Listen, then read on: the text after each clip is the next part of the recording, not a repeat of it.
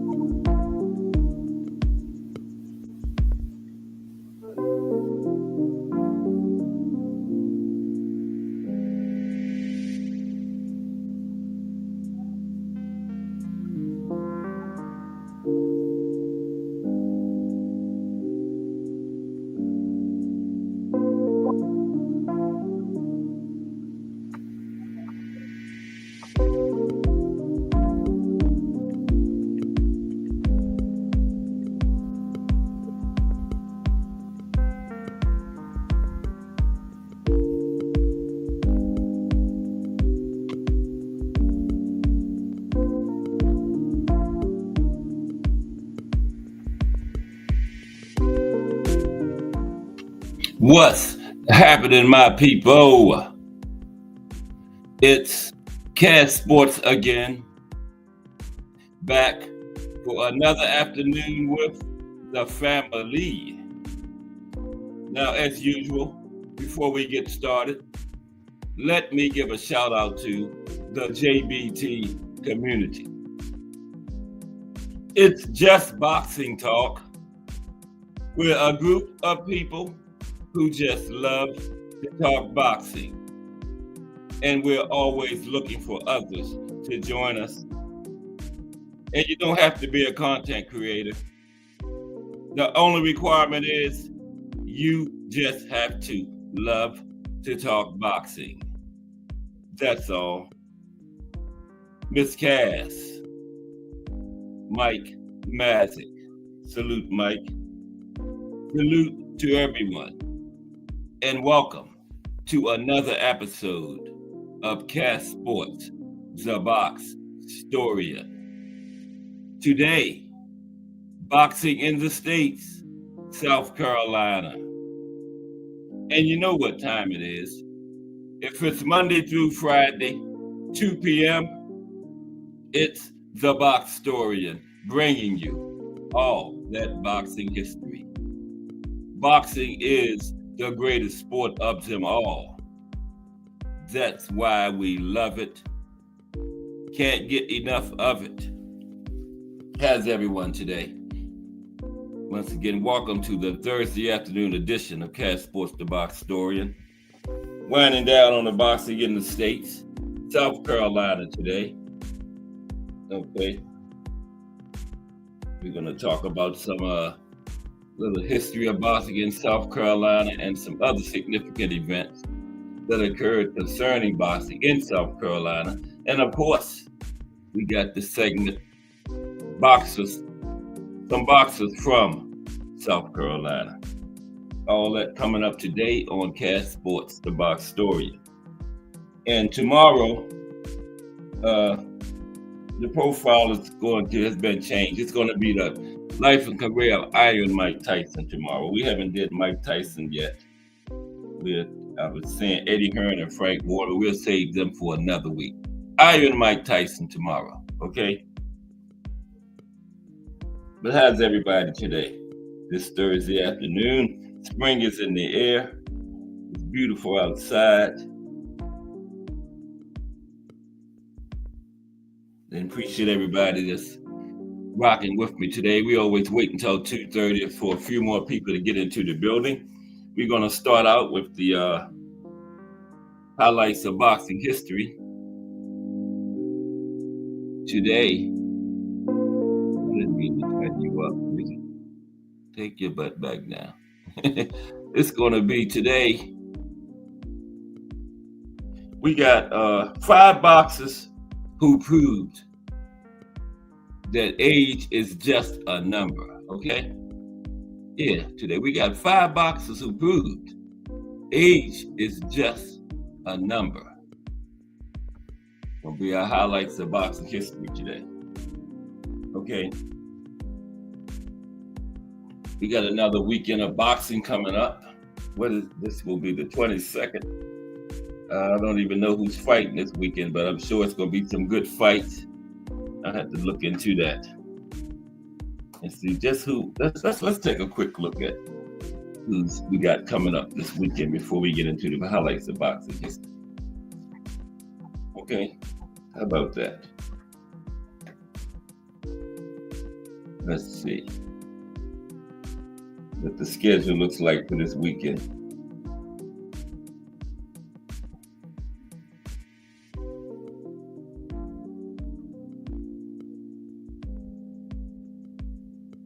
And then we're going to get into the highlights of boxing history. 5 boxers who proved age is just a number, right? That's all it is. I'm 65, going on 21. Okay. Okay, let's see. What is this weekend? The 22nd, right? Let's see what okay, here we go. Okay. We got a fight from Las Vegas. We got Sebastian Fundora in action this weekend against Cordell Booker. Okay. For Fundora's WBC and WBO junior lightweight titles. Yeah, Fundora is unified. Then we got another good one, Elijah Garcia versus Terrell Garcia. Jesus Alejandro Ramos Jr. versus Kevin Salgado. Okay. Yeah, but the Towering Inferno back in action this weekend. All right. Not a bad card. It's a big card. That's from Las Vegas. All right. And then we got another card from Sydney, Australia. George Kambosos Jr. against Jake Wiley. Who's Jake Wiley? I guess Kambosos is fighting other C-level fighters now. But Sky Nicholson on the card versus Tiara Brown. I would put Sky as the main event over George Kambosos, right? Sky Nicholson is a great up-and-coming female fighter. She's probably going to be the face of female boxing one of these days. Sky is a great fighter. Got that long, busy jab she keeps out there. And this is for the women's WBC featherweight title. I think Nicholson is the WBC champion at featherweight. That's the one that Amanda Serrano dropped. Remember, Sky was calling Amanda out, but Sky wasn't ready for that noise. Amanda dropped it because the WBC wouldn't sanction the women's 12 3-minute round fights. But yeah, Sky Nicholson is the co-main. I would have made Kambosos like 3 or 4 fights down the card, and Sky would have been the main event. Sky might be able to beat George Kambosos. Who knows? But that's what we got this weekend. A couple title fights. Female title fight, Sky Nicholson putting her featherweight title on the line against Tierra Brown, co-main the George Kambosos. But Sky and Tierra Brown is really the main event. And then the Towering Inferno back in action this weekend. Unified junior middleweight champion. Going up against Cordell Booker for Sebastian Fundora's WBC and WBO junior middleweight titles. They got junior lightweight, but Sebastian Fundora ain't no junior lightweight. I mean, he's pushing it at 6'7" at junior middleweight. Imagine 6'7" at junior lightweight 130. Wow, that would be totally ridiculous. Yeah, that's definitely a misprint. Imagine a Sebastian Fundora at junior lightweight, 6'7" and 130. Wow, that wouldn't even be possible, would it? That would be unhealthy. Walking around at 6'7", weighing 130 pounds. Come on, man. It's junior middleweight. But let's get into this highlights of boxing history. We got 5 boxers who proved age is just a number, right? They put Father Time off for a little while, but Father Time always catch up with you. Let's talk about it, okay? Now, generally speaking, a boxer hits his or her physical prime between the ages of 28 and 35. Now, at 35 years of age, Father Time starts to slowly introduce himself to you, right? From that point and beyond, there is evident physical decline. Now, some boxers start to show their age immediately, while others take a few fights before it becomes obvious. Nevertheless, no matter who you are or how physically gifted you are, your age plays a huge factor in your physical decline. However, there are a handful of boxers who are no doubt special in the sense that they defy all logic and actually get better with age. But they aren't just freaks of nature. These special boxers use their technique and skill to make up for their physical decline. The older they get, the smarter and more experienced they become. And they use that experience to beat younger, physically stronger opponents. It's very rare to see. Once it's in front of you, it's a special thing to witness. They say boxing is a young man's game, but these guys obviously didn't get that memo. So let's take a look at their careers and how they fared in their twilight years as prize fighters. So today, we will look at 5 boxers who proved age is just a number.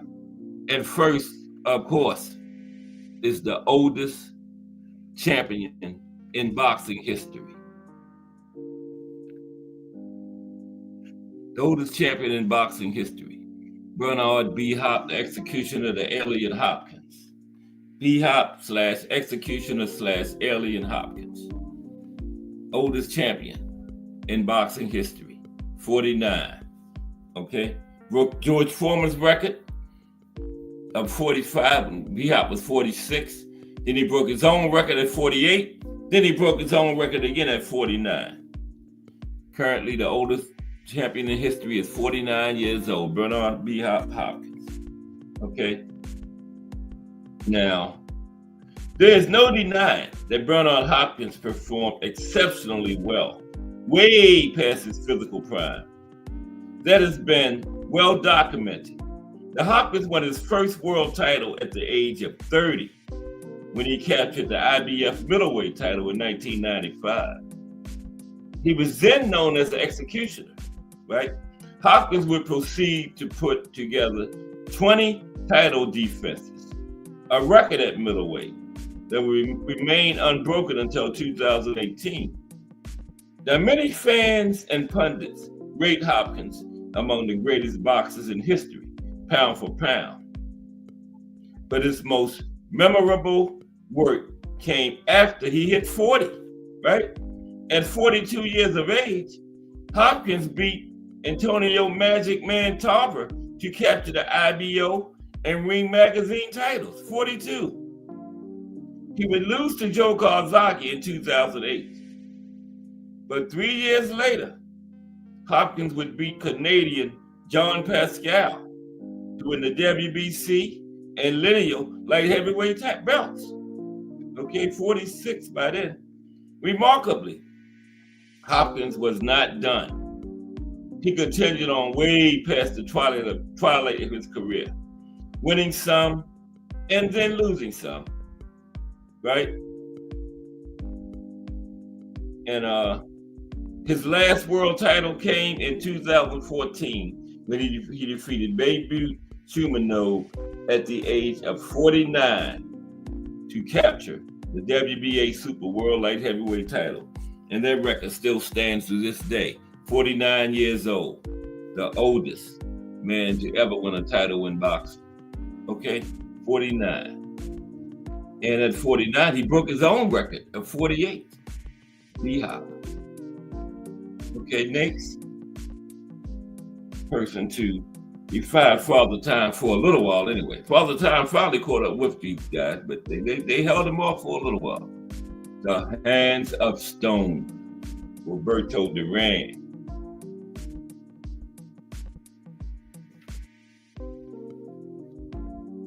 Now, during his younger years, Roberto Duran was a frightening combination of sheer aggression and unbridled power. He would mete out incredible punishment, destroying opponents while building his legend throughout the years. Now, Duran was a very scary fighter, especially during his prime. Yeah, that lightweight was incredible. 54-1 during the 70s. 55 in the fights in the 70s, 154 of them.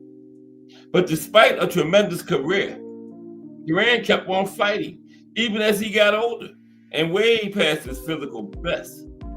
By this time, Duran was out of shape and just over 40 years of age. His best weapon, however, his incredibly sharp and intelligent boxing IQ, was still in pristine condition and would remain so way past his due as a fighter. While the younger version of Hands of Stone relied heavily on his physicality and power, the older version of Duran banked on his fluid technique, excellent timing, and intelligent offense. Amazingly, his defensive reflexes were still sharp enough to keep himself out of danger and minimize damage, which prolonged his career. Always was a great defensive fighter, but Duran's defense was always underrated because he was such a great offensive fighter. Crush the Legend in the building. What's up, Crush the Legend? Monday through Friday, 6 a.m., coffee and donuts. Yeah, Crush, we talking about 5 guys that proved that age was just a number. B-Hop was first, now Roberto Duran, number 2. These guys, excuse me, they held Father Time off for a while, but Father Time finally got them, but they was way up into their 50s before Father Time caught up with them. Okay? Yeah, Duran's defense was always underrated because he was such a great offensive fighter, right? People overlooked his defense. Okay, so next, after Roberto Duran, Larry Holmes. Talking about guys that fought up into their 50s. The Eastern Assassin, Larry Holmes. Yep. Larry Holmes. Now, nearly every boxing analyst declared that in the Larry Holmes, when a young Mike Tyson destroyed a then 38-year-old veteran under 4 rounds, right? Mike got him in under 4 rounds. Now, after getting embarrassed and reduced to a mere old man trying to cash in on his name, the legend known as the Eastern Assassin would choose to soldier on instead of folding up the tent. Larry kept on fighting. It turned out to be a good decision. Holmes understood that the skill level of the heavyweight landscape at that time was terribly low. And because George Foreman was also an old man making the most out of his name, to bring in the big bucks, Holmes believed he could do the same thing. At age 41, Holmes would make his intent to continue his career known. He would be largely successful. He would defeat Tim Anderson by technical knockout in the very first round. At age 53, Holmes would fight his last professional fight and defeat Eric Butterbean Esch by unanimous decision to cap off a 4-fight winning streak to end his career. Okay, 53 years old, was on a 4-fight winning streak. Incredible. Holmes is and will always be a legend, especially for his body of work past the age of 40. The Eastern Assassin, Larry Holmes. Okay? Next, the Mongoose / Old Mongoose, Archie Moore. This man's nickname was the Mongoose. He fought so long, they had to change it to the Old Mongoose. And Archie started at 23, but he didn't get his first title shot until he was 39 years old. And then he kept it 10 years. Because Archie said, if I lose this title, it took me 16 years to get it, I might not get another shot. Yeah. The ultimate old man boxer, the Old Mongoose, Archie Moore, is hands down the most impressive of all. When he turned 40 in 1956, Archie Moore was still recognized as the reigning light heavyweight champion of the world, which he held for 4 years past the age of 40. Okay? Moore spent the majority of his time competing against men who were bigger than he was in the heavyweight division, only cutting weight when it was time to defend his light heavyweight strap. Fighting at heavyweight and still the current light heavyweight champion. But no matter what division Archie Moore competed in, his style remained largely the same. Great footwork combined with excellent defense, highlighted by a knockout power that often separated opponents from their senses. Okay? And Archie Moore is number 2 all time in knockouts with, get this, 132. Okay? The all-time knockout guy is 136. I forgot his name, but Archie is number 2 at 132 knockout. That's safe because nobody will even fight 132 times anymore, let alone knock out 132 people. Okay. Now, Archie Moore finished his career in 1963 at the age of 47, knocking out professional wrestler Iron Mike DiBiase, who was making his professional boxing debut. DiBiase was the father of famous professional wrestler, the $1 Million Man, Ted DiBiase. Moore stopped him in the 3rd round. The Old Mongoose finished his boxing career with an incredible 186 wins, 23 losses, and 10 draws, which included 132 knockouts. How's that for a record? Okay, and finally, at number 5, we did 5. Was that 5? Yeah.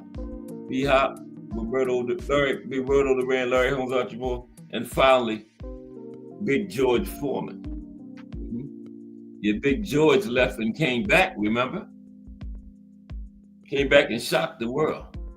Beat a man almost half his age, Michael Moore. Knocked him out. Needed a knockout and got it. Okay, let's talk about Big George briefly. We're going to be talking about South Carolina today. Boxing in the States. Okay, got a good one. Stick around. Okay, Big George Foreman is the final one that held Father Time off for a time. But Father Time always gets you. These guys just held him off for a while. But Father Time is persistent. And he always gets his man or woman, Father Time.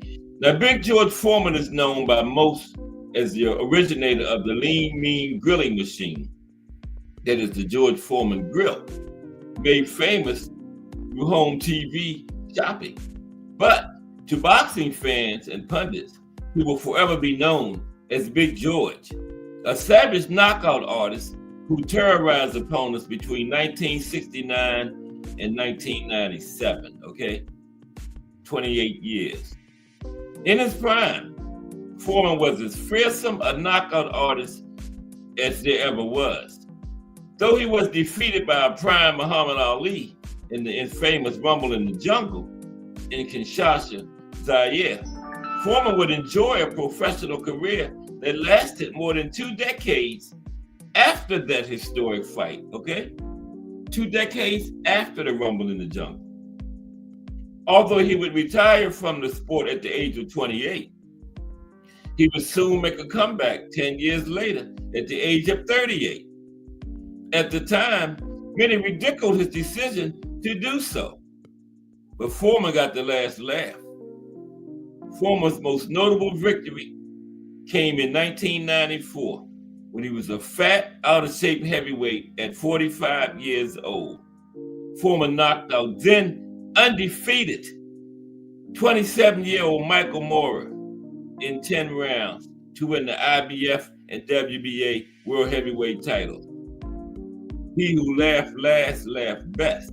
No one gave Big George a chance, but Foreman proved them all wrong by using his veteran savvy to stop Moorer within the distance.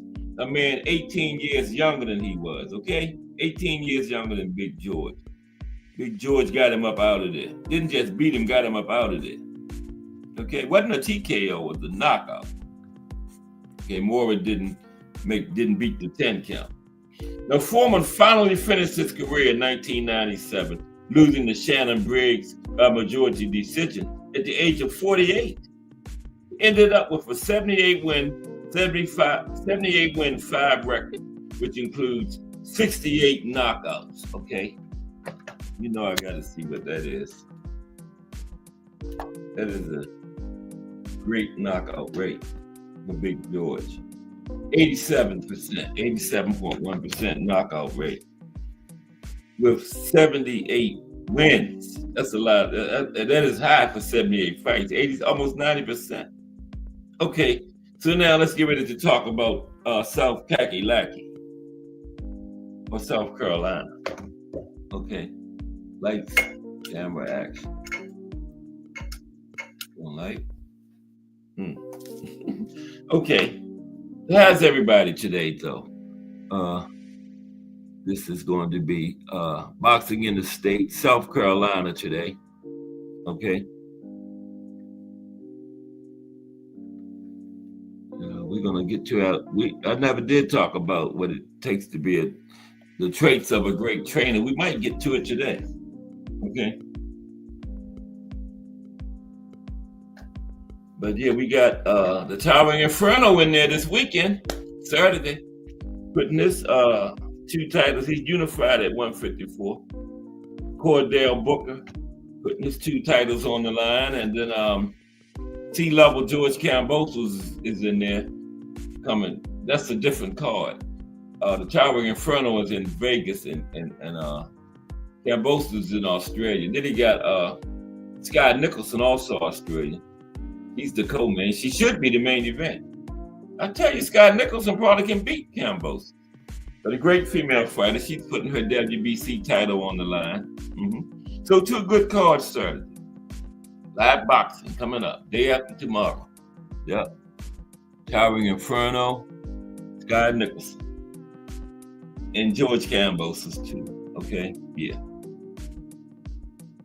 I forgot the guy whose name who he's fighting.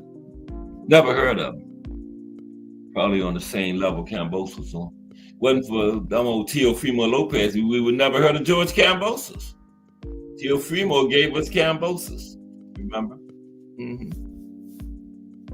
And they're swinging for the fences from the beginning and messed around. And he got knocked down in the first round, remember? And then ended up losing the fight. Almost somebody cheated him. No, you got beat, Teofimo. And Teofimo always calling somebody out, calling out the top 5 fighters in the top 5, then he'll fight the number 15 ranked fighter. He done calmed down though since Bud ran up on him.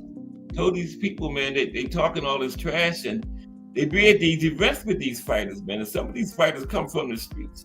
And like I was saying yesterday, they will run down on you. Okay? Teofimo found out. I was hoping Bud popped him, but Teofimo probably would have sued him and everything. So yeah, Bud did right. But let's talk about boxing in the States, South Carolina. Okay?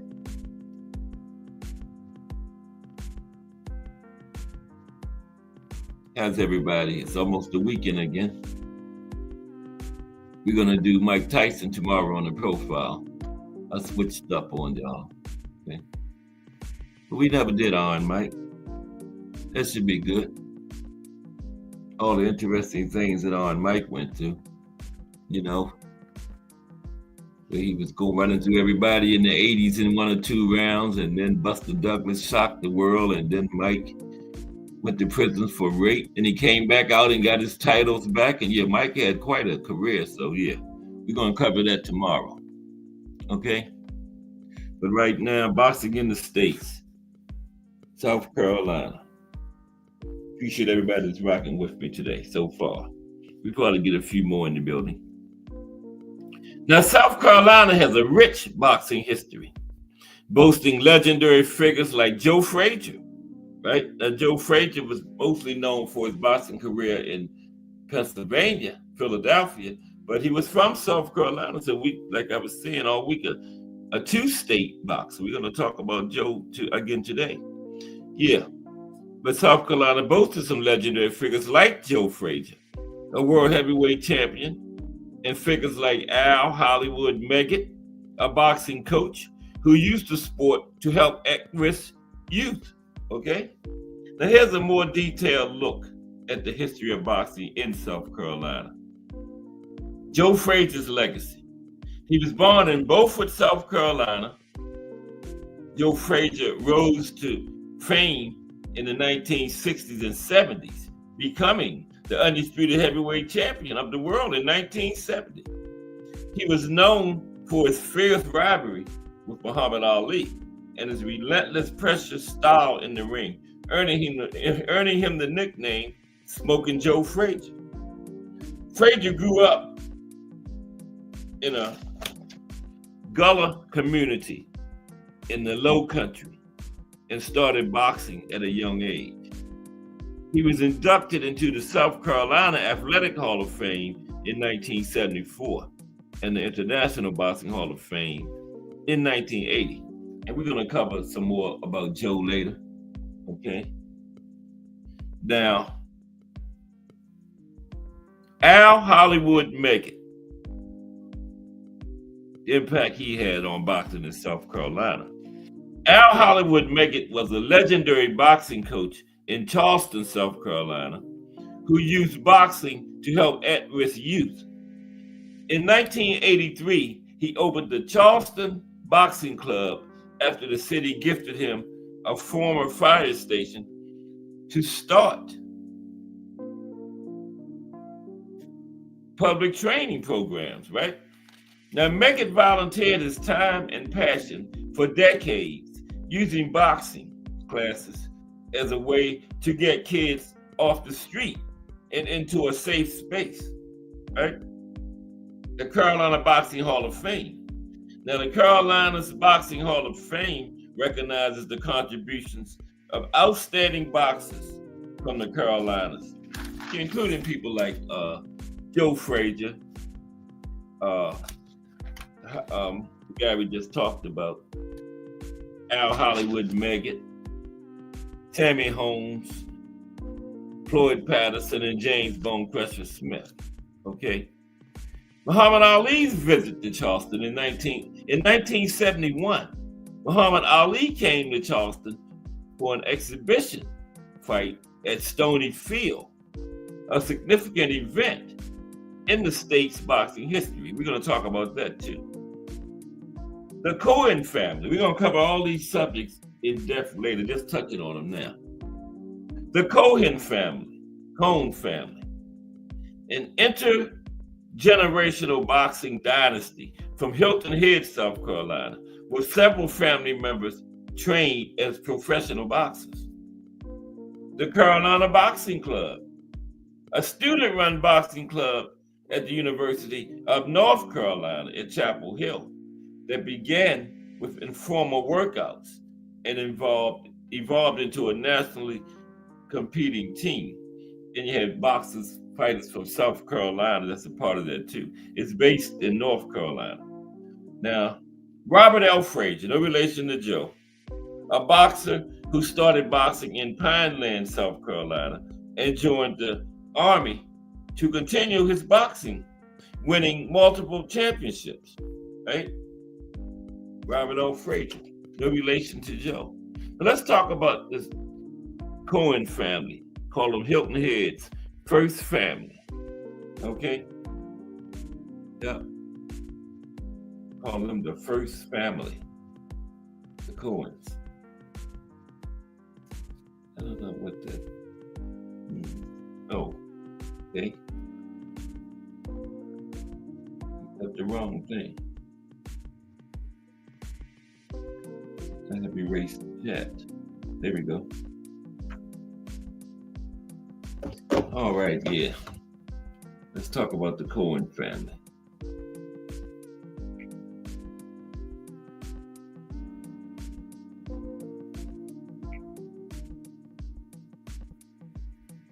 There we go.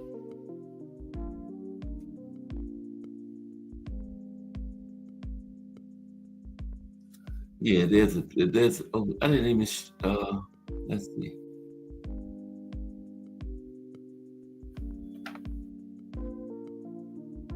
Yeah, B-Hop. Right. Yeah, there's a picture of the Cohen family.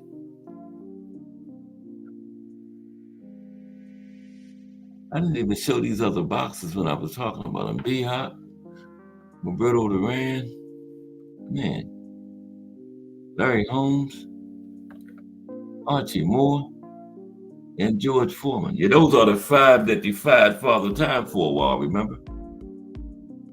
That's the family we're getting ready to talk about right there, the Cohens. Okay, Melanin Queen 27 in the building. Salute, Melanin Queen. We're talking about South Carolina, boxing in the States today, South Carolina. Yeah, this Cohen family was a big-time boxing family down in South Carolina. They were called the first family of Hilton Head, South Carolina. But salute, Melanin Queen. Okay.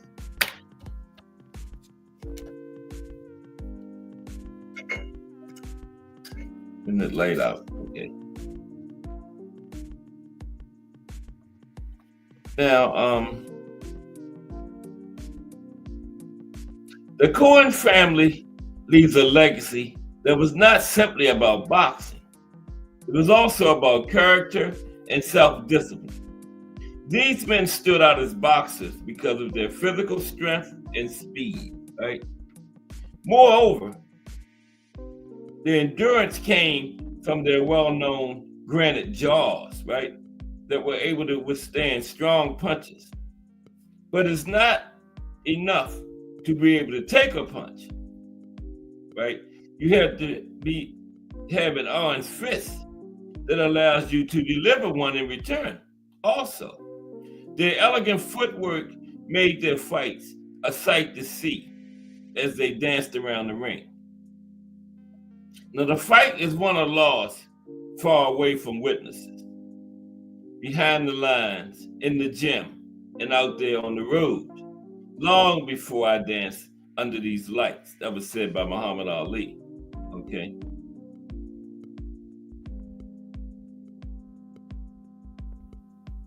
Now, the Cohen brothers were trained as professional boxers, right?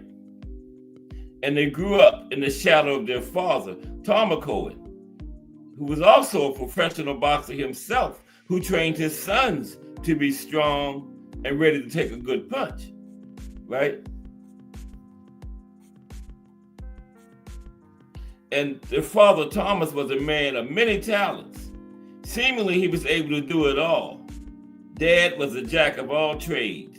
He farmed, he fished, he carved wood, he boxed, and he built boats as well as some of the houses on Hilton Head Island, said Terry Cohen Johnson.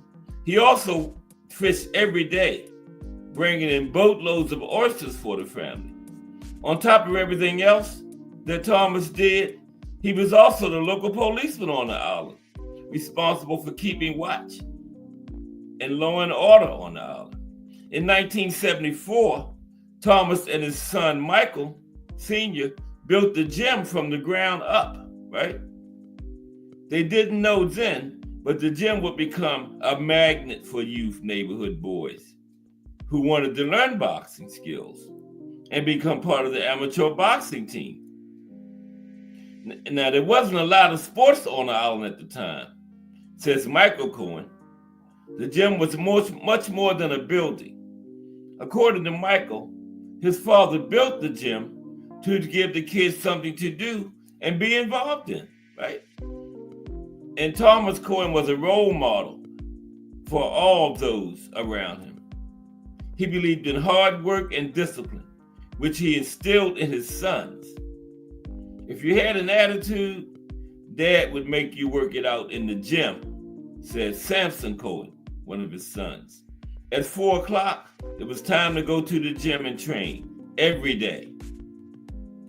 We trained all week for a Saturday fight.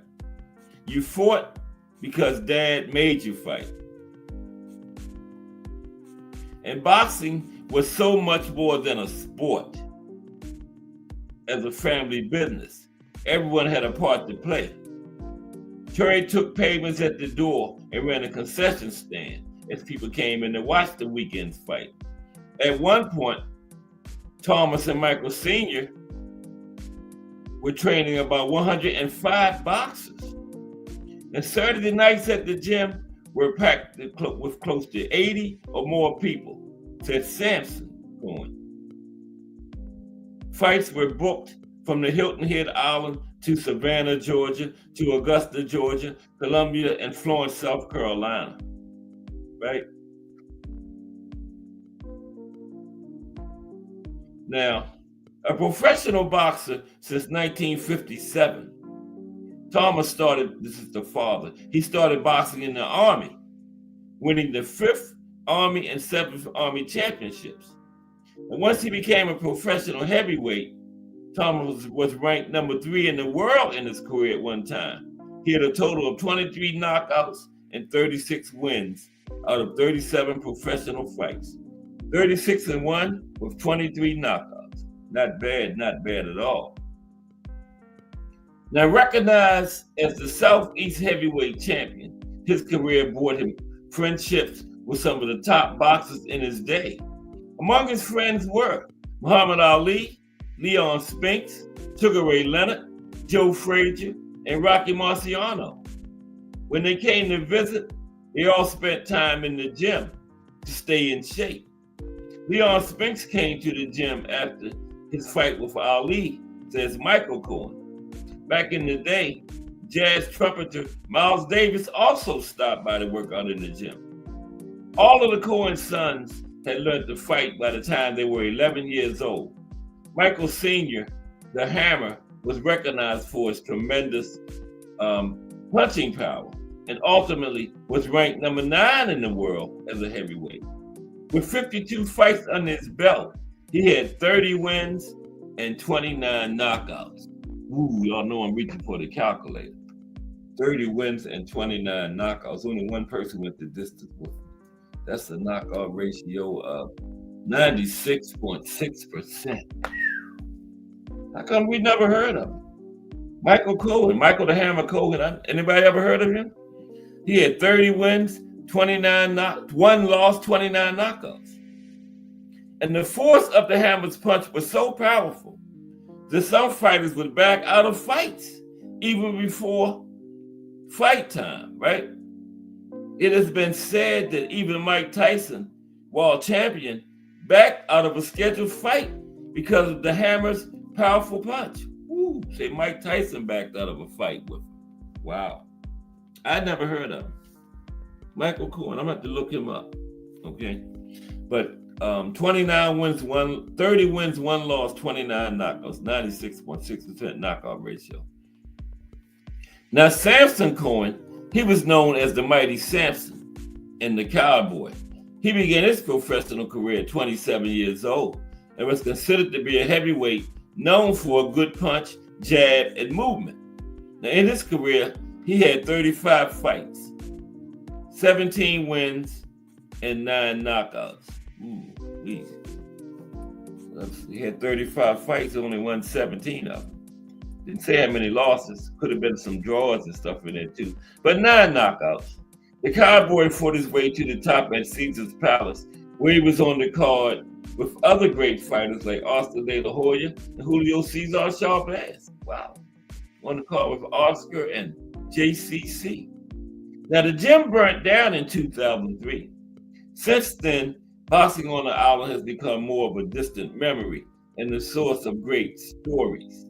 The family has taken a few 1-2 punches in their day, but like all good fighters, when you're on the ropes, you duck, weave, get out of the corner, and recover.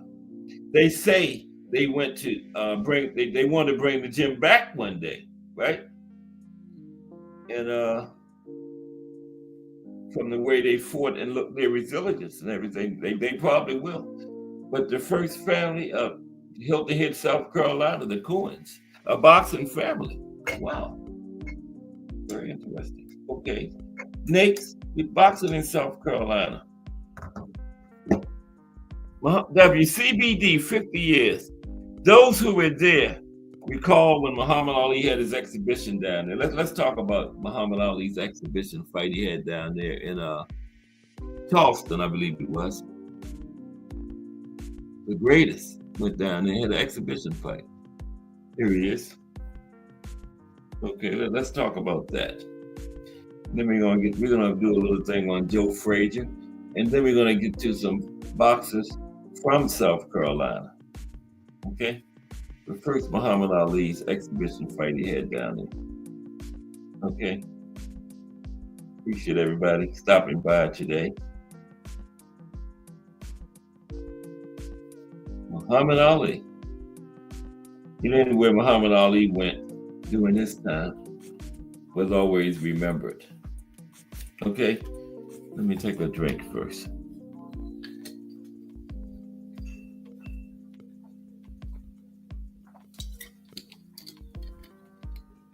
Okay. Mike Mazik in the building. What's up, Mike Mazik? Mike Mazik been in the building. Mike Mazik was in the building before me. Salute, Mike.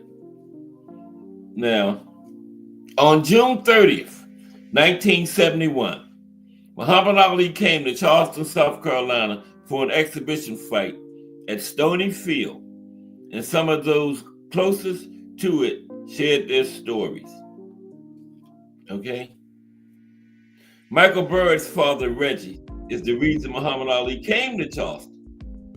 He said it was initially meant to be a fundraiser in July of 1970 for Reggie Byrd's boxing team, the Byrd Bombers. They were the first all-black boxing team in South Carolina. And with Ali unable to fight in sanctioned fights at that time because of his refusal to be drafted into the armed forces during the Vietnam War, Byrd said his dad took a shot, right? Yeah, Ali was still suspended at that time. Now, Henry Nielsen worked for what was then the Charleston Evening Post as a sports writer at that time. He was among a handful of people Byrd told that Ali was coming. He said as soon as Ali stepped off the plane, people spotted him and started running from the terminal to catch a glimpse of the greatest. He had this idea, reached out, and the next thing you know, he was here, said Byrd. Then Nielsen and then a 6-year-old Michael Byrd rode with Ali into the city. They were forced to stop along the way as people jumped from their cars to wave and try to meet the champ. Ali asked Reggie Byrd to stop at Hampton Park as they drove by, and Ali went straight to the basketball courts where some people were playing basketball. He said, "Who wants a shot at the greatest?" Nielsen recalls. And there were some kids who came up to spar with him, and he played along with them, and he was a lot of fun. Now, Mason Byrd says the original fight would be abruptly canceled just before it started because of a supposed bomb threat. Obviously, things were canceled, and he vowed to return. And 11 months later, he came back, Byrd said. Yep. Fast forward to June 30th, 1971. And by that time, he had won his case and he was able to fight again. But fast forward to June 30th, 1971, and fresh off the Supreme Court siding with Ali in his fight to be a conscientious objector, he returned to South Carolina and fulfilled that promise. Ali, complete with a military honor guard, held an exhibition fight at Stony Field, marking his return to the ring. Byrd says the city's commemoration of the events of 50 years ago means everything to his family and to Ali's family. It gives recognition to the cause and what was going on back then. The fact he was denied, turned away, and actually came back. And it actually happened, Byrd said.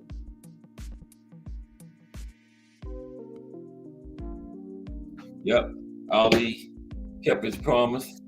He won his case and he came back down to South Carolina and held that exhibition fight. That's what makes him the greatest. Not just what he did in the ring, but what he did out of it. Let's look at some boxers from South Carolina. First, we're going to talk about Smoking Joe Frazier. We covered Smoking Joe with Pennsylvania, and Smoking Joe is one of these two-state fighters, so we're going to do him with South Carolina also. Do the piece on Smoking Joe Frazier. Okay? Let me get that going.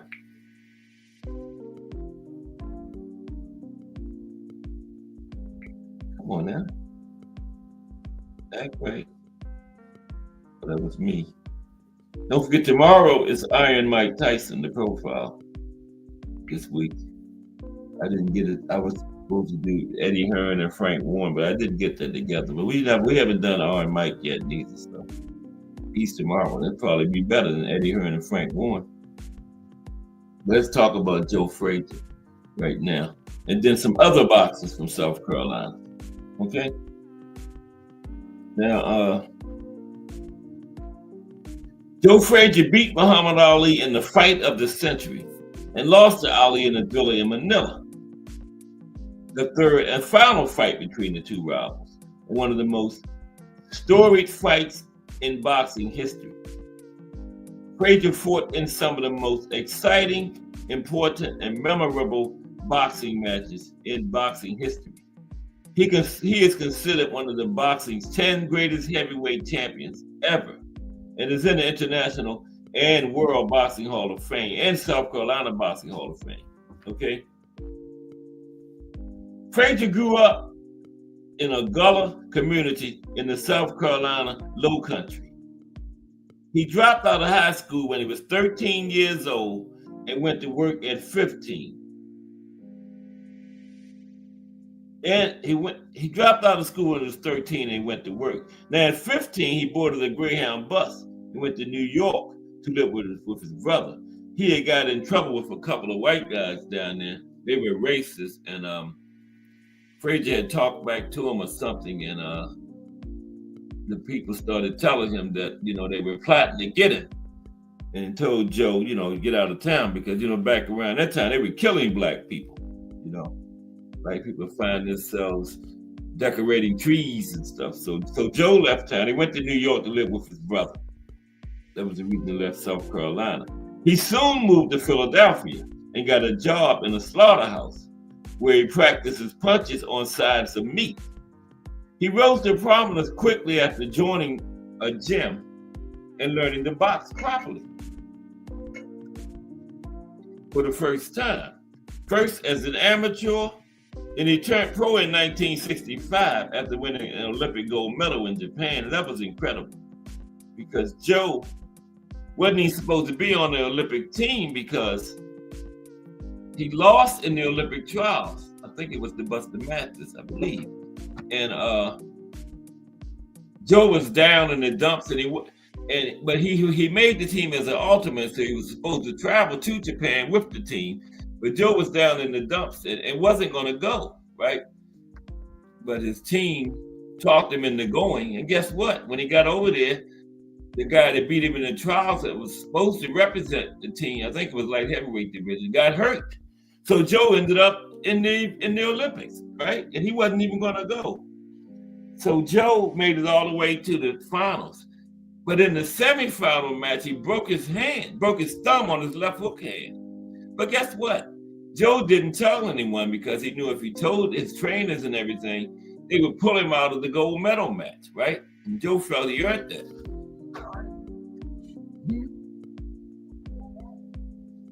So he went into the gold medal match with a broken thumb on his left hook hand, and he won it. Yep, Smoking Joe Frazier. And he was famous for his left hook and his feud with Ali. And Frazier fought some of the greatest heavyweight boxers of the 20th century, including Big George Foreman, to whom he lost his world championship title in 1973. And he lost another fight to George too. George was just a bad style matchup for Joe because Joe only had one way to fight, come forward, okay? And he just had to go through too much to get in on George Foreman, and it was just a terrible style matchup. He went down 6 times in 2 rounds in the first fight. Then in the second fight, he went down 2 more times in 5 rounds. So in 7 rounds against George Foreman, he was knocked down 8 times. That's a terrible style matchup. But after his retirement in 1975, Joe became a trainer and manager of young boxers, including some of his own children in his beloved adopted hometown of Philadelphia, Pennsylvania. He did come back, but he officially retired in, I believe it was 1980. He did make a brief comeback. Joe died in Philly on November 7th, 2011 of liver cancer, right?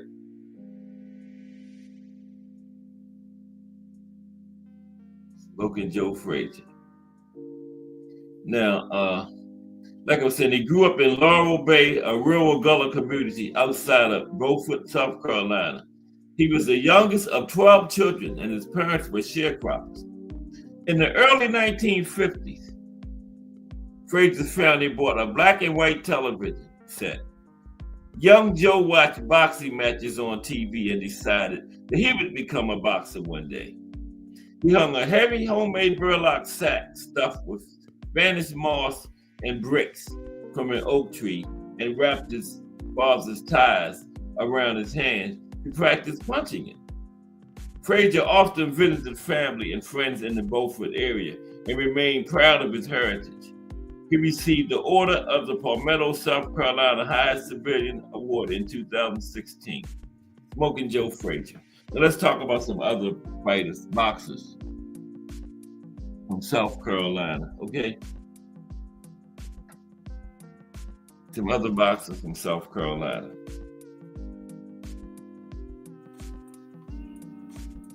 Okay, Bob Montgomery.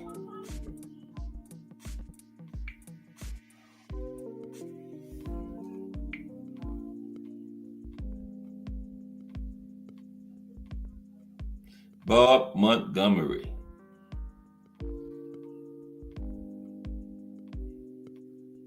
Bob Montgomery. There's Bob. Oh, yeah. And there's Bob. Oh, Lord, that is a lot of noise going on out there.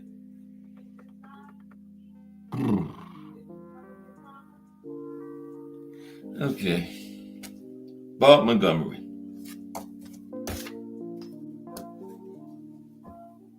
Let's talk about Bob briefly. Bob is from Sumter, South Carolina. Okay, Sumter, South Carolina. Now, he took the New York State Athletic Commission World Lightweight Championship in May 1943 and again in March 1944. Known as the Philadelphia Bobcat, his managers included Frankie Thomas and Joe Granby.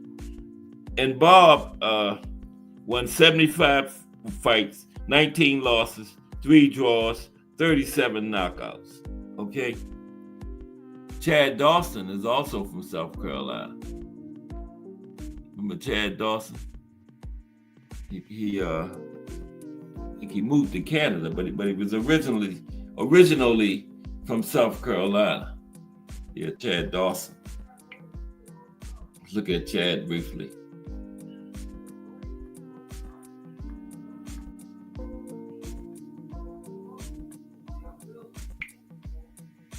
Okay, Chad Dawson.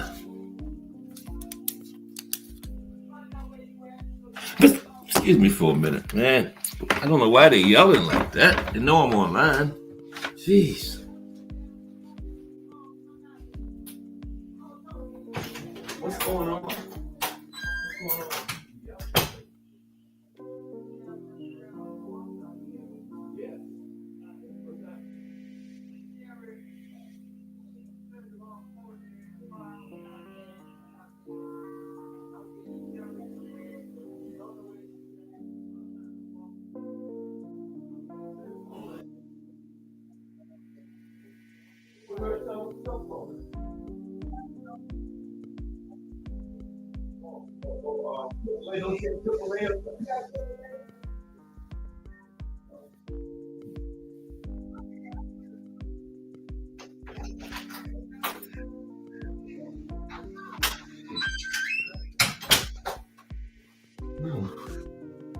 Okay, sorry about that.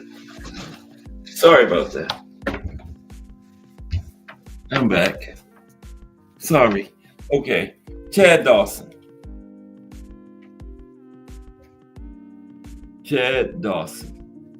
Now, Chad is a former boxer. He competed from 2001 to 2019, right? He was born in Hartsville, South Carolina. He was a multiple-time light heavyweight world champion, and between 2006 and 2013 was considered one of the most respected boxers in the weight class. He had wins over Bernard Hopkins and Antonio Tarver in 2011. He fought Hopkins for the WBC and the ring light heavyweight titles. Chad Dawson finished his career with a record of 36 wins, 5 losses, 2 no contests, and 19 knockouts. Chad Dawson. Yes, Chad. Next is boxers from South Carolina. Bobby Watts. Wait a minute, not Bobby.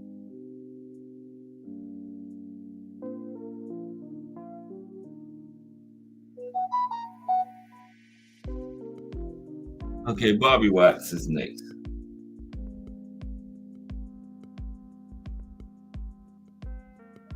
Okay.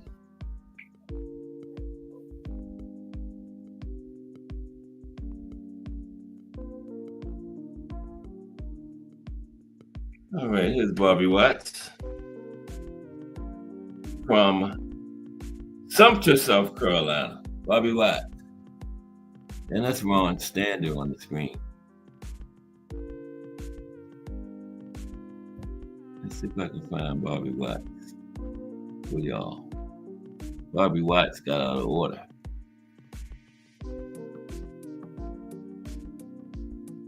Okay, let's just talk about Bobby. Okay, Bobby Watts.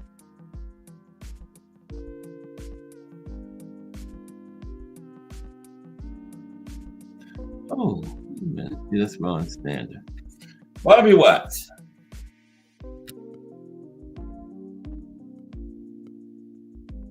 He was a middleweight boxer, fought primarily in the mid-1970s, right? From Sumter, South Carolina.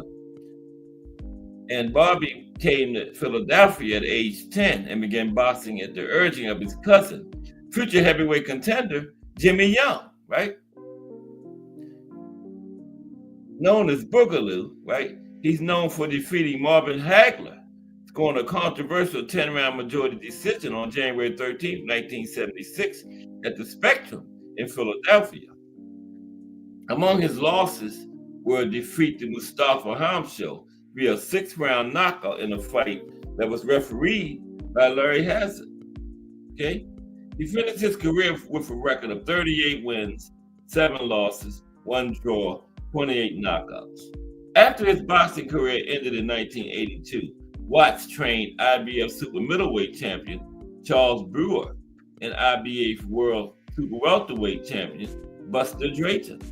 Yeah, so he became a trainer after his career. Bobby Watts. Okay. Okay, there's Ron Stanley. Miss Casboys comes right back up. I guess we just gotta listen to that in the background. It'll be like part of the music, I guess. Ron Stander is next. Sorry for the background noise. Ron Stander. That's Ron Stander on the screen. Boxers from South Carolina. Let's talk about Ron. Ron was a pretty good boxer in his time. And Ron was from Columbia, South Carolina, okay? Columbia, South Carolina, Ron Stander. Now, he competed from 1969 to 1982, okay, 13-year career. The highlight of his professional career came on May 25th, 1972, when he challenged for the World Heavyweight Championship in Omaha, Nebraska. So they had fights in Omaha before, Bud. This was in 1972. This was the highlight of his career in Omaha, Nebraska. He lost to champion Joe Frazier by 5th round technical knockout when the ring doctor stopped the fight after the 4th round, okay? Prior to his unsuccessful fight against Frazier, Stander had scored a 5th round knockout win over hard-punching Ernie Shavers in 1970. So he fought in that era of the 70s, fought the big names too. And he had a decision win over contender Thad Spencer in 1971. An award-winning documentary titled The Bluffs Butcher, after his adopted hometown of Council Bluffs, Iowa, produced by journalism student Andrew Batt, was released in 2004. Okay? And Ron finished his career with a record of 37 wins, 21 losses, 3 draws, 28 knockouts. Hey, yeah, 21 losses. But he fought in the Golden Era. He fought Shavers, Frazier. Yeah. Ron fought some big names. Paul Williams is next. Yeah, Paul Williams was the one that got paralyzed, remember? Mike Grimm in the building. What's up, Mike? How are you today? We talking about some boxers from South Carolina now. Paul Williams, remember? He had the accident on the motorcycle. Got thrown like 60 feet, paralyzed. We're going to talk about it. Let's talk about Paul Williams. From Augusta, born in Augusta, Georgia, but grew up in Aiken, South Carolina. Paul Williams did, okay? Okay, Paul Williams.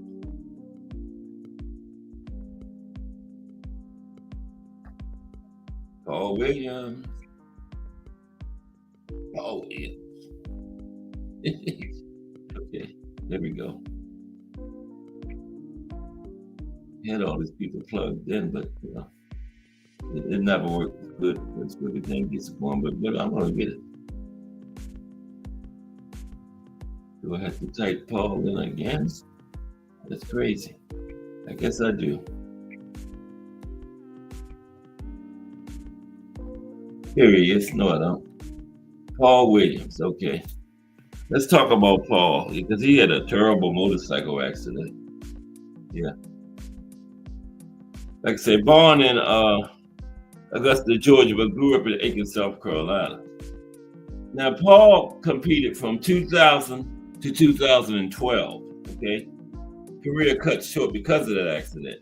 He held the WBO welterweight title twice, between 2007 and 2008.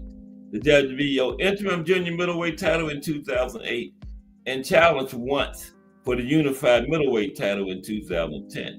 Nicknamed the Punisher, and standing at a height of 6 feet 2 inches, Williams was unusually tall for the 3 divisions in which he competed, right? Yeah, which was welterweight, junior middleweight, and middleweight. Yeah, unusually tall for those divisions. Now, his career was cut short in 2012 after a motorcycle accident left him paralyzed from the waist down.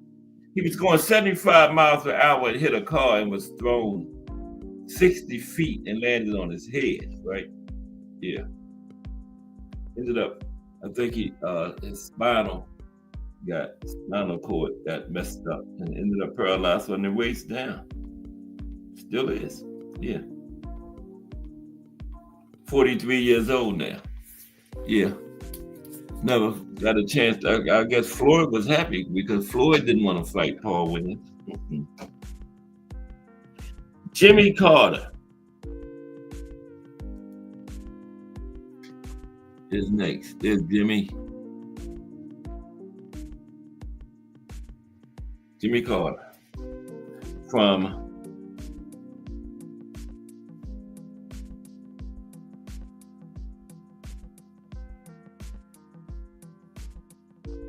also from Aiken, South Carolina. Jimmy Carter. Yeah.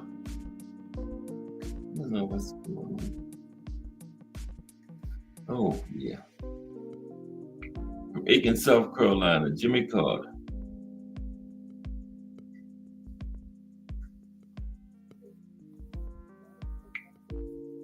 Okay. Okay, let's touch on Jimmy. Jimmy was a 3-time undisputed world lightweight champion between 1951 and 1955. His managers included Jimmy Roach and Willie Ketchum. He was inducted into the International Boxing Hall of Fame in 2000. Yeah, Jimmy. Carter's lost to Lauro Salas in 1952 and his loss to Patty DeMarco in 1954 were each named Ring Magazine Fight Upset of the Year. Okay? He finished his career with a record of 80 wins, 31 losses, 9 draws, 32 knockouts. Jimmy Carter. Diego Corrales, yeah, South Carolinian. Diego Corrales. Diego from Columbia, South Carolina. Yep, Diego. Y'all didn't know that, did you? But he was from Mexico somewhere, didn't he? Mm-hmm. Yeah, Columbia, South Carolina, Diego Corrales. Okay.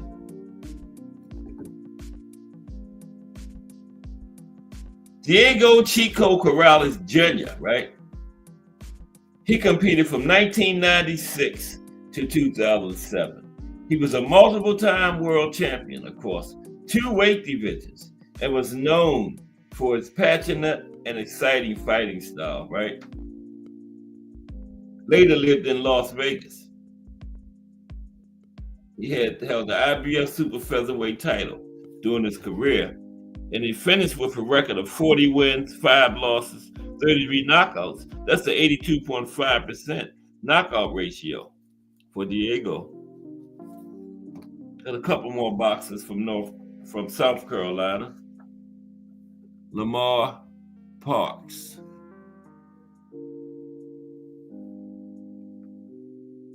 Here's Diego. Lamar Parks. Here's Lamar Parks. He's next. Okay.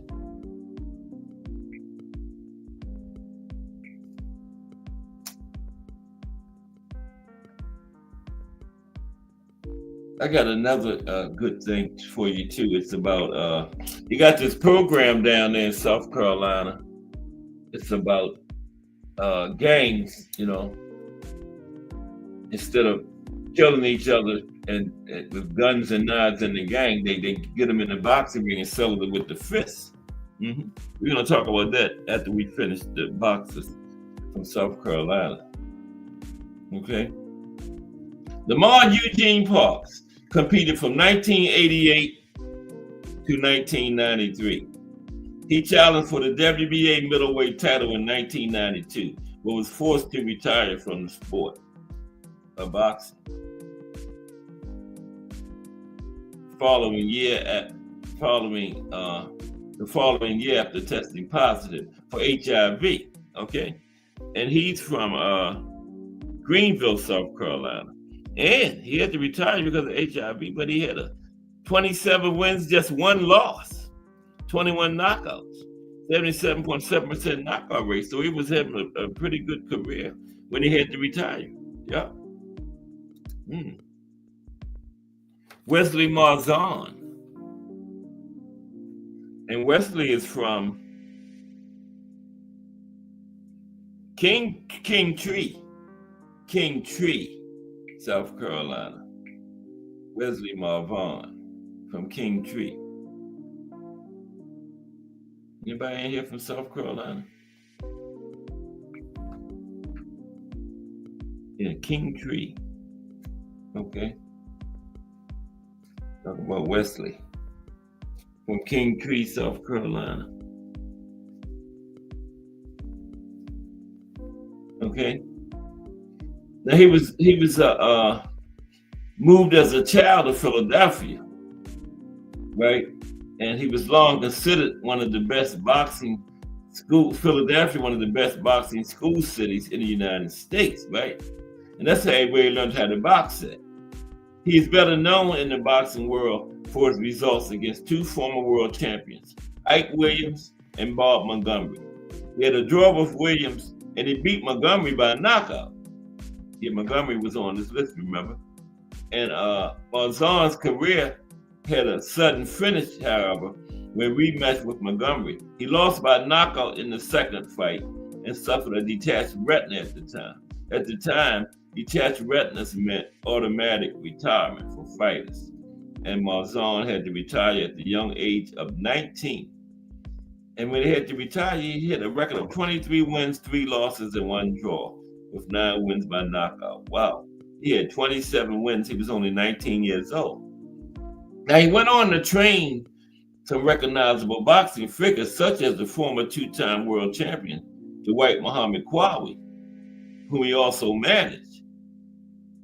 He trained Roy Jones Jr. for a while. He trained Tony Thornton and Vinnie Burgess, the latter of whom called Marzon the best trainer he ever had, right? On July 1st, 2003, Marzon died from kidney cancer. Okay, Wesley Marzon. Next is Eddie Davis. We got a couple more boxers from South Carolina. Eddie Davis.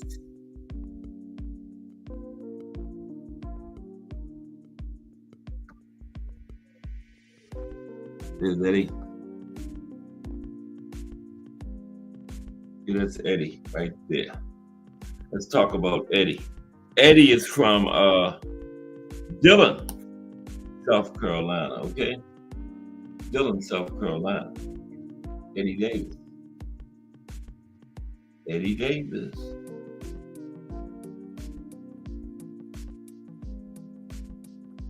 Okay, what's up, Eddie? There's Eddie. Okay, let's talk about Eddie briefly. From Dillon, South Carolina. Okay. Now, he was a light heavyweight boxer. He compiled a record of 34 wins, 6 losses, 1 draw, had 20 knockouts. Now, he started his career by knocking out fellow boxer Otis Gordon in 2 rounds in his debut fight. His star rose with 5 more wins, but the streak ended with a draw with Mario Rosa. He won 4 more fights and then lost to future champion Marvin Johnson and was knocked out by Pete McIntyre, right? He lost his first title fight to Dwight Qawi.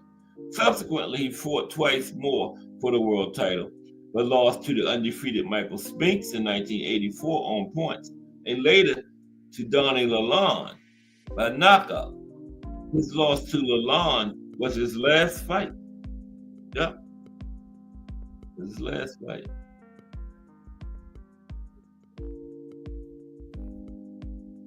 Yeah. And to tell you his record, no. He had a total of 41 fights. He won 34, lost 6, had 1 draw, 20 knockouts. Okay. Eddie Davis. A couple more. Marion Wilson. Boxers from South Carolina. Marion Wilson. There's Marion Wilson. Marion is from Florence, Florence, South Carolina. Florence, South Carolina. Okay, Marion Wilson. Okay. Now, Marion competed from 1989 to 2007, right? That's 18 years. Despite having faced some of the hardest punches of his era, he was never stopped in his professional career. As a result, he is considered by many to have one of the best chins in boxing history. And boxing writer James Slater included him on a list of boxing's best chins, right?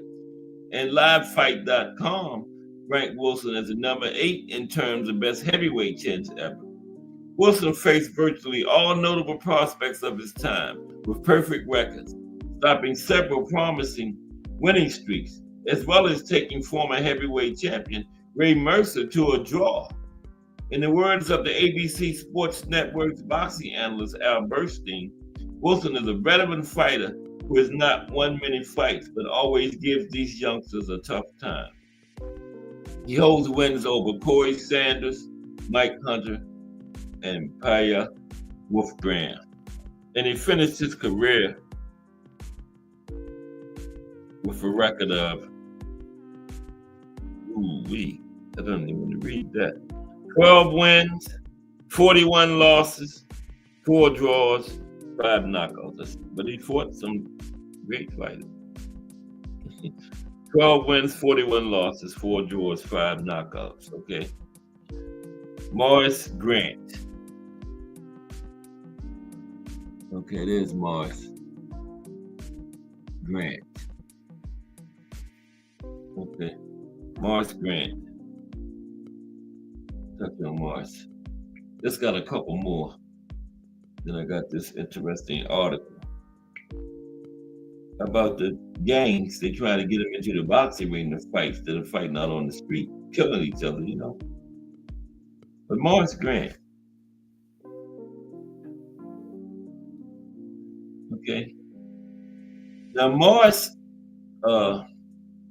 claimed the status of being the world colored heavyweight champion and was the second boxer recognized as such, only the second ever colored world heavyweight champion.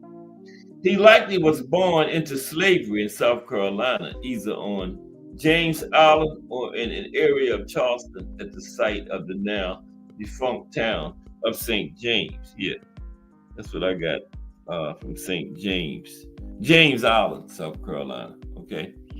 And Morris had 5 wins, 9 losses, 1 draw, 2 no contests, 2 knockouts. And finally, from South Carolina, Freddie Mac. Final one. Boxers from South Carolina. Freddie Mac.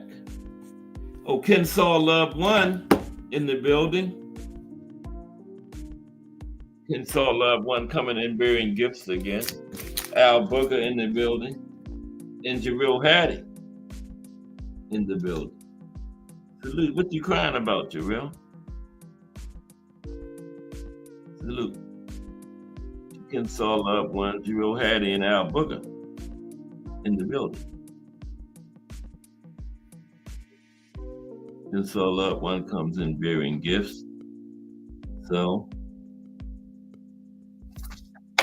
let's take a look at my studio audience. Y'all didn't know, I told y'all this, I got a studio audience just sitting right. I'm in the studio and this, yeah. And guess what? None of the people in the studio audience hit the like button. But there they go. They sitting right here looking at me. No, that's not them. My bad. None of them hit the like.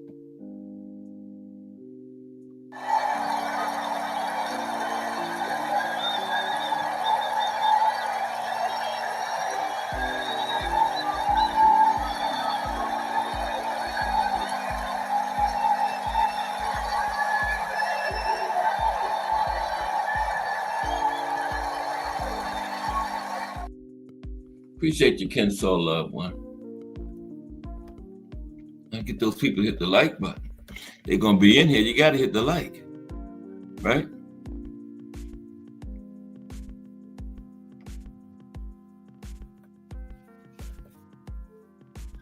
Okay, yeah, the final one is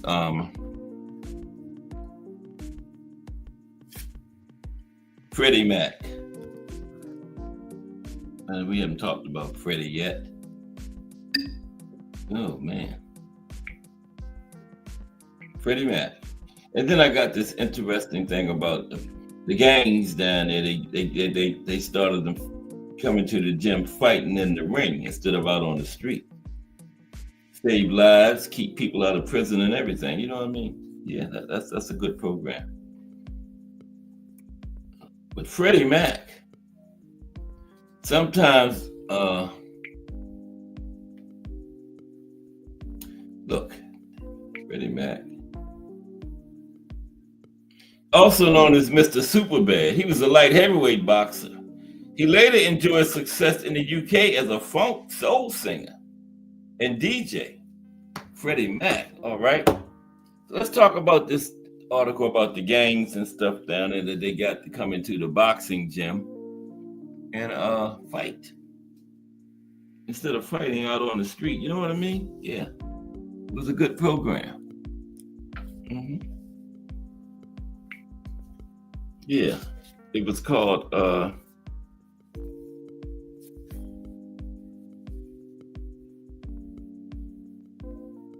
they used to in beefs in the ring and not in the streets, right? Let's get that going for you. It's in Myrtle Beach, South Carolina. Here we go. He had a name for it, but I forgot what the name was. I'll tell you in a minute, though, so if we get it going. Yeah. These guys coming to the gym and fight, right? Yeah. Excuse me, there's a couple of them right there.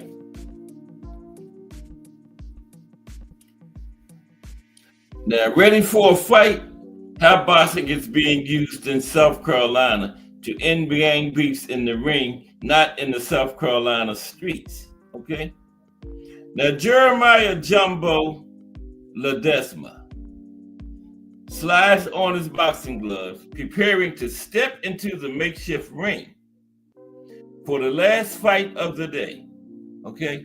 Now, it's not Ledesma's first fight, and it won't be his last.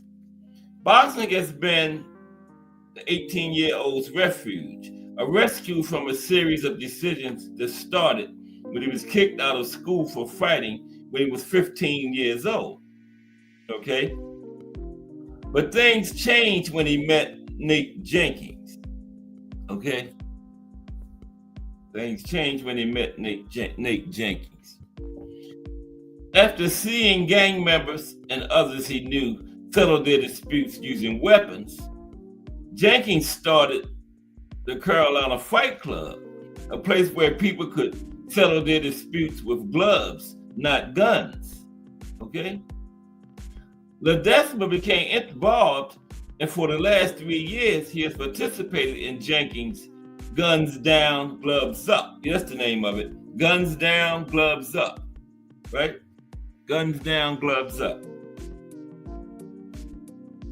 And these fights usually take place once or twice a month.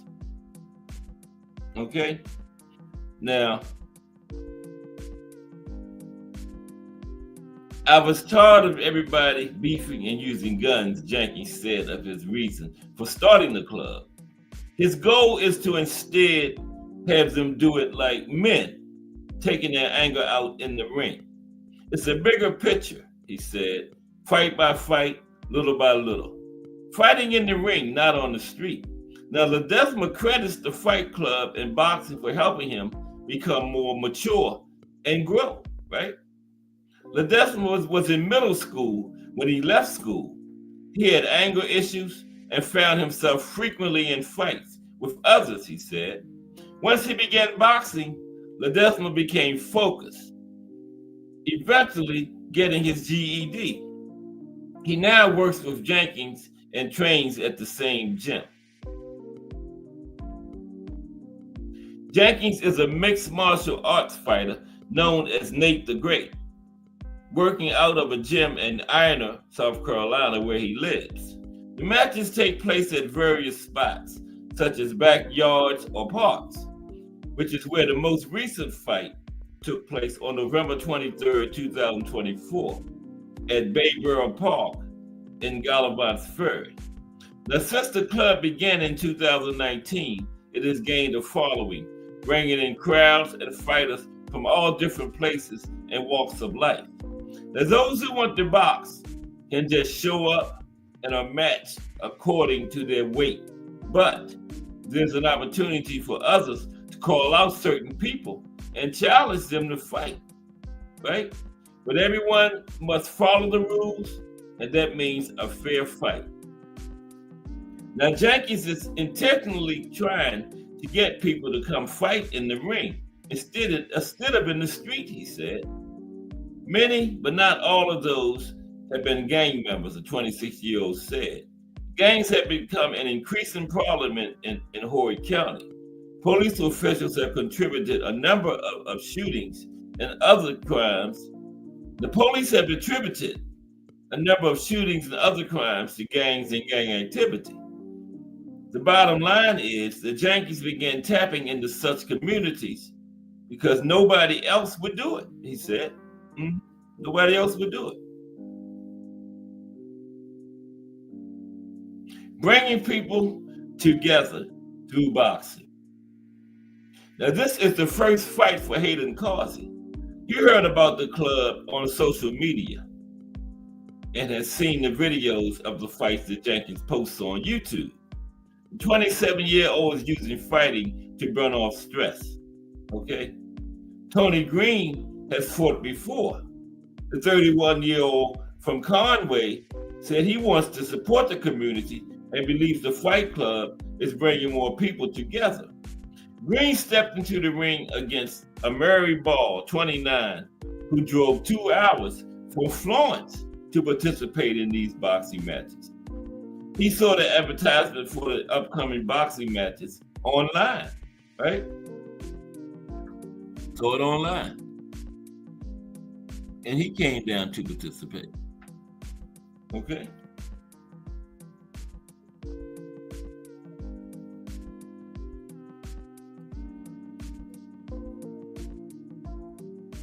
Now, each fight is 3 2-minute rounds.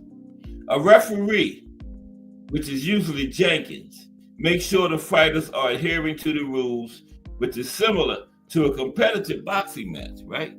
Similar to a competitive amateur boxing match. Okay?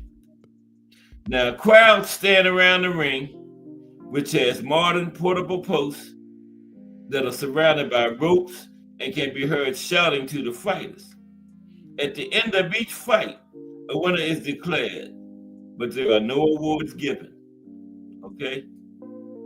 Instead, it's more about having fun and showing off your skills and leaving it in the ring, okay? Leaving it in the ring.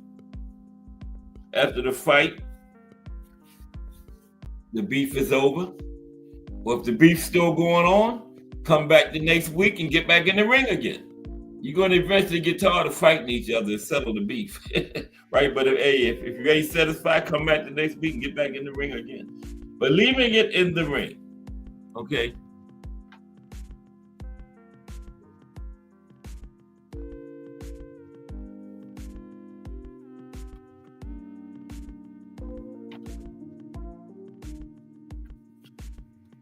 Ledesma's fight was the last of the day, okay? Ledesma was matched with Alex Bowman, a 19-year-old boxer from Myrtle Beach, South Carolina. The fight was intense, with both boxers landing blow after blow. Jenkins is coaching from the sidelines. Eventually, the fight is called and Ledesma is declared the winner. The crowd claps for both fighters, and both fighters hugged before they left the ring. That's what guns down, gloves up is all about at the end of the day. Jenkins tells the crowd, making a difference in the community and leaving it all in the ring. That is a great program. I don't know why more cities don't pick up something like that, man. You know? I mean, you still get to fight. I mean, you got to beef with somebody, put the gloves on, and you fight legally. You can punish them, you know, if you can, but they might punish you. But it gets settled without guns, knives, and all that kind of nonsense. And 10 people jumping on one person. So that is a very good program down there in Myrtle Beach, South Carolina. Yeah. It's just started. It started in 2019. But these fights right here was in 2024, the day that, you know, I was talking about today. Yeah, so it's still going on. Great program, okay? But that was boxing in South Carolina. Tomorrow is the profile is going to be Mike Tyson, Iron Mike Tyson tomorrow. Yeah, what we're going to be talking about. And maybe we can get this little part of this training that I've been trying to talk about all weekend. The traits of a good good trainer. Let's see if I can get that going. Or no, I had another good one too about UFC fighters. What you know, the problems UFC fighters have in dealing with boxing. You know what I mean? Let's see. I want to find one. Well, they're one of the traits of a great boxing coach right there. Let's talk about that. The traits of a great boxing coach. Because we talked about some of the great trainers of all time, like Tuesday, I believe. And then yesterday we talked about some of the top currently active trainers. And yeah, Robert Garcia was the trainer of the year this time. Remember, for 2024. He had Rayo won his title last year, beat Pitbull. He has since lost it, but he did win it. And I think Virgil Ortiz won the interim at junior middleweight and won a couple of fights. But no, I think Virgil got beat by Madrimov. Not Madrimov, the first one, Borchak. He got knocked down 2 times, right? And then Virgil got the nerve to talk about how Boots didn't look good at his fight. How can you talk? You got knocked down twice and arguably lost. You talking about what somebody else looked like. Come on, man. I thought Virgil was crazy when he said that. That guy didn't look good in his last fight.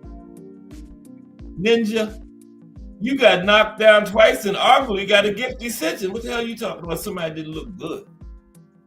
That was crazy. But of course, you know, he got the right complexion. Nobody called him out about it, right? Nobody said nothing. You know, that was crazy, man. A man just got knocked down 2 times, and many people say got a gift decision talking about how somebody else looks. So that was just crazy. But hey, that's boxing.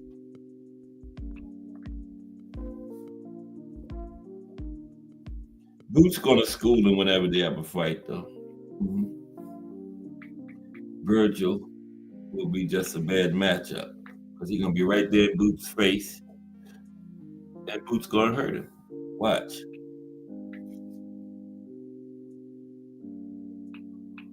Mm-hmm. And then they say Boots ducked somebody because Virgil called him out, but then Lazias called Virgil out. They didn't fight, so every time somebody called you out, if you don't fight him, is that a duck? Damn, I didn't know that. So by those same energy, then Virgil ducked Xander's eyes then. If you're saying it just because somebody called y'all, you don't fight him, it's a duck. Damn, that's crazy. So wouldn't that be a duck for Virgil? I don't think either one of them are ducks, but you know, people got to keep the same energy. You're gonna call this one a duck, call that one a duck. You know? Can't have it both ways. But those are the people that don't play. In the words of, like I said, the words of the great Roger Mayweather, those are the people that don't know shit about boxing. Okay. They just talking. Most of the stuff those kind of people say is something they heard somebody else say. Probably another casual. That's where the problem you get when you repeat talking points. It could be a casual talking point that you're repeating. So that makes you look like a casual. Okay? Understand what I'm saying?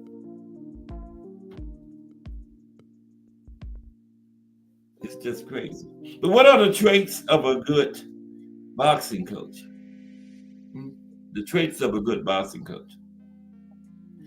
Now, a good boxing coach possesses a combination of technical knowledge, interpersonal skills, and motivational abilities.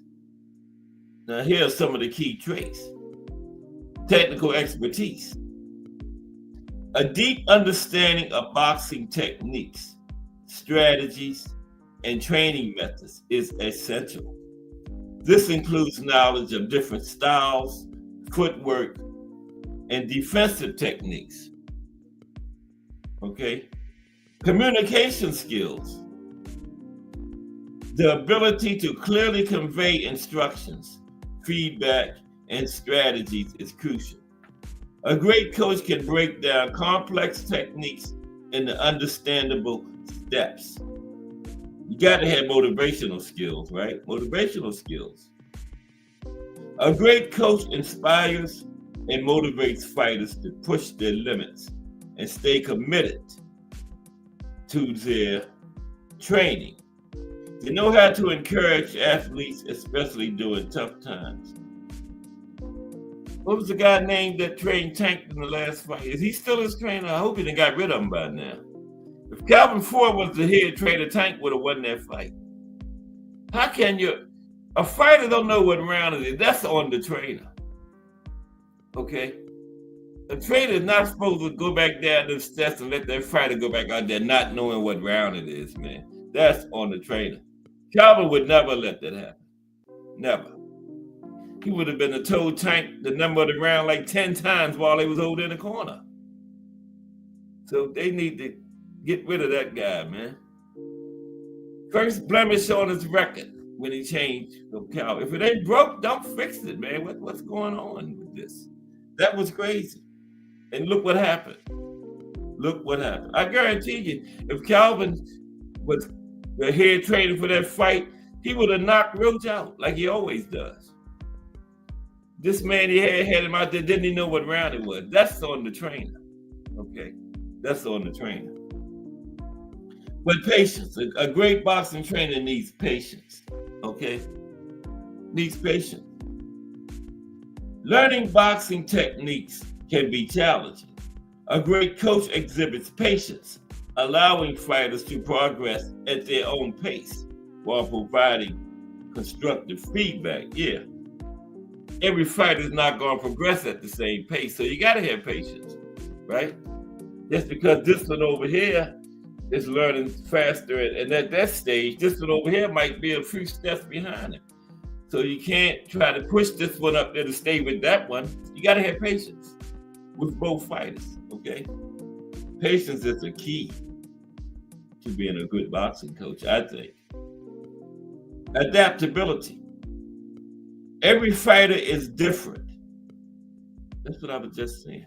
Every fighter is different, and a great coach tailors their approach to meet the individual needs and strengths of each athlete. They adjust training regimens based on a fighter's progress and feedback. That's what I was just talking about, man. You got to adjust your methods from fighter to fighter, right? Because some fighters just going to be better and more skillful and pick up things better than others, right? So you got to adjust your methods to meet each fighter's needs, right? Experience. Having a background in boxing, whether as a fighter or a coach, provides valuable insights and credibility, okay? Experience helps in understanding the physical and mental challenges fighters face.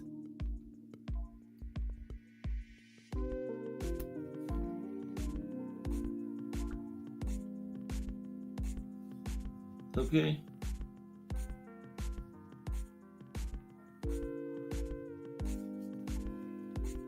Strong work ethic. A great coach leads by example, demonstrating dedication and commitment to training. A great coach is often the first to enter the gym and the last one to leave it. Okay? Emotional intelligence. That's a big one there too. Understanding the emotional and psychological aspects of training and competition is important. A great coach can connect with fighters on a personal level and help them manage stress and anxiety. That's a big one there. Emotional intelligence. Okay? Attention to detail. Great coaches pay attention to the small details that can make a significant difference in a fighter's performance, such as letting your damn fighter know what round it is. Okay? Whatever that guy's name was that had Coach Tank in the last. I hope they got rid of that guy, man. Such as technique, conditioning, and mental preparation. Okay, attention to detail. Leadership skills. A great coach fosters a positive training environment, builds team cohesion, and again leads by example. They instill discipline and respect within the entire gym. Okay? These traits combine to create a supportive and effective training environment where boxers can strive and reach their potential. Now, what are some effective training methods a boxing coach should use? Some of the methods that a boxing coach should use.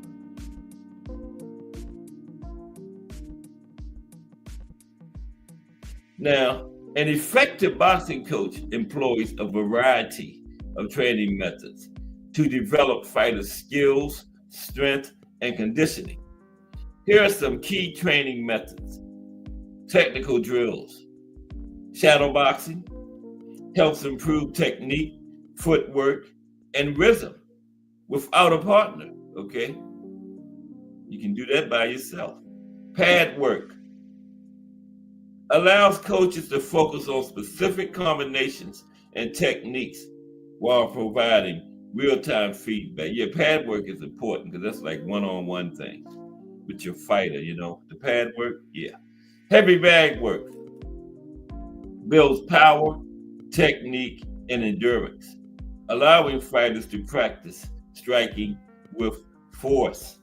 This is an important one here. And this is the one that leads to more brain damage than in actual fights. Remember, sparring. Sparring leads to brain damage quicker than actual fights. Okay, sparring. Controlled sparring sessions help fighters apply techniques in real-time situations, improving timing, distance management, and defensive skills. That's why some of these fighters nowadays, man, they come out of sparring talking and bragging like they done won a world championship belt in sparring. Sparring is supposed to be working on stuff. You're not in there competing, trying to get the best of your opponent in sparring. You're supposed to be working on stuff or helping them guys sparring with work on stuff. But these guys come out, I beat his ass, man. Like they done won the WBC title in sparring or something. It's just crazy. It's just crazy.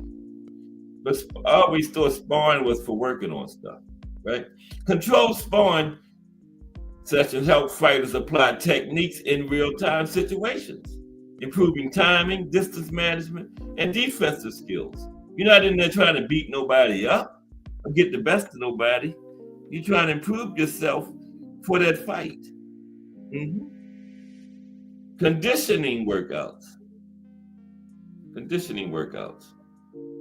Circuit training combines strength and conditioning exercises to enhance overall fitness and endurance. Interval training mimics the bursts of activity in a fight, improving cardiovascular fitness, and this is the big one, recovery, improving cardiovascular fitness and recovery. Interval training mimics the bursts of activity in a fight, okay? Footwork drills, ladder drills, cone drills, and agility exercises improve foot speed, balance, and movement. And then you got the strength training. Incorporating weightlifting and body weight exercises to develop core strength, explosiveness, and overall power. Mental training. This is a very big one. Mental training, especially for boxing. Visualization techniques and mental conditioning exercises to enhance focus, confidence, and mental resilience. Okay, big one there. And nutrition guidance, educating fighters on proper nutrition to support training, recovery, and optimal performances. Recovery and rehabilitation, emphasizing the importance of rest, stretching, and recovery techniques to prevent injuries and maintain peak performance. Strategy development, analyzing opponents and developing fight strategies tailored to each boxer's strengths and weaknesses. Yeah. That was missing too in Tank's last fight. You know, Coach Kenny and Calvin always strategy development is important. And this guy he had last time, I don't even know if he had a strategy. He probably just told him to go out there and fight. This guy, the man didn't even know what round it was. That's on the trainer, man. I don't care what nobody say. A fighter go out there and don't know what round it is, it's on the trainer. The trainer's supposed to make sure of that. What the hell you got him for? So please, Tank, get rid of this guy, man. Get rid of him.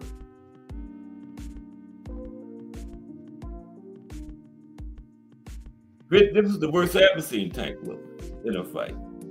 First fight without Calvin as the lead trainer. It was crazy.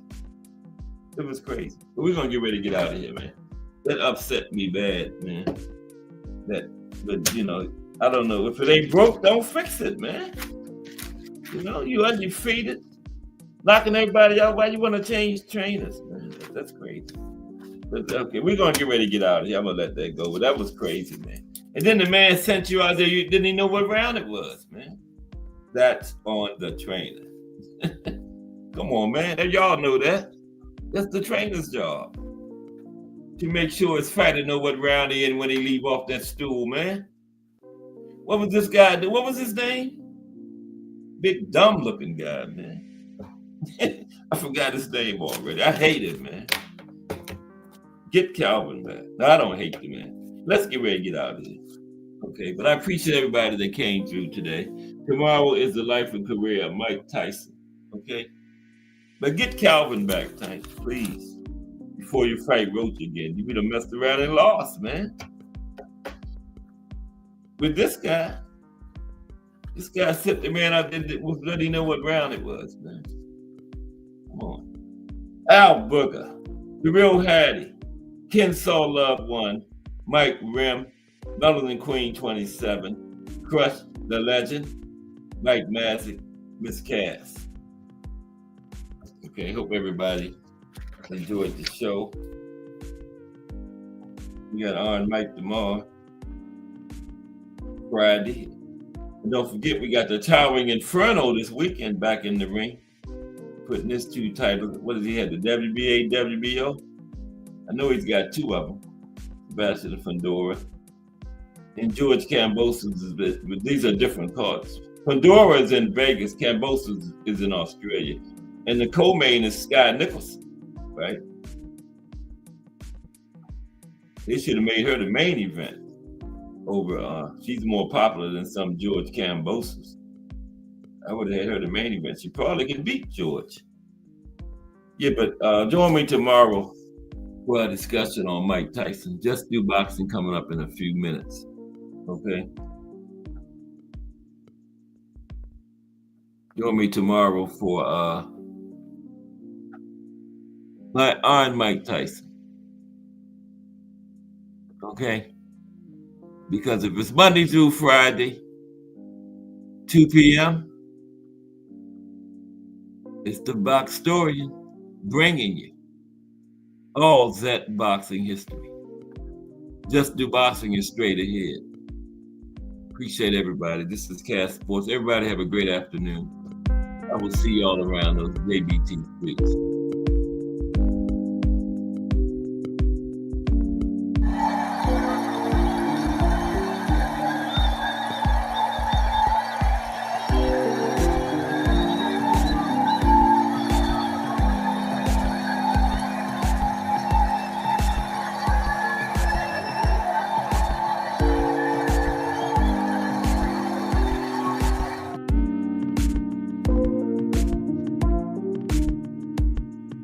None of them people hit the like button.